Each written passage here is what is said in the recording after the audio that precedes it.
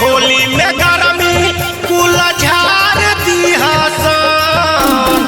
आसो के होली में गरमी कुल झार दिया सन। साली जीजा के करबू मनत चोली फार दिया सन। साली जीजा के करबू मनत चोली फार दिया सन।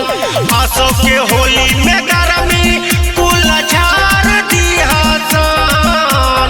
आसो के होली में गरमी कुल झार दिया सन।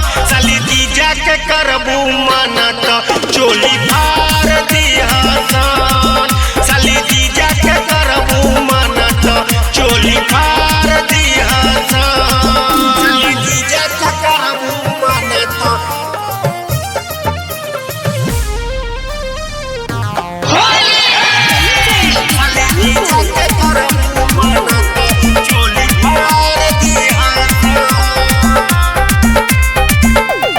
होली खेले आइल बानी हम ससुरारी। हमहू डालब तू डाला संगे पारा पारी।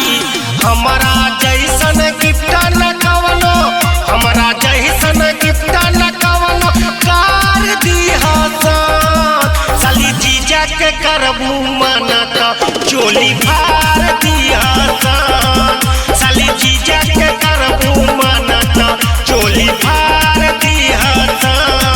चोली फार दिहा सन।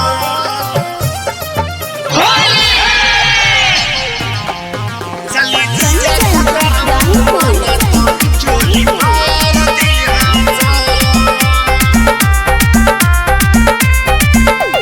साली बिना ठीक न लागेला भगवा तू ही तो दुलरा बारे एगो आगुआ।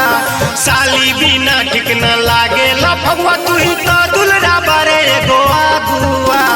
रियल राकेश बलराम कवनो, रियल राकेश बलराम कवनो प्यार न दिसन।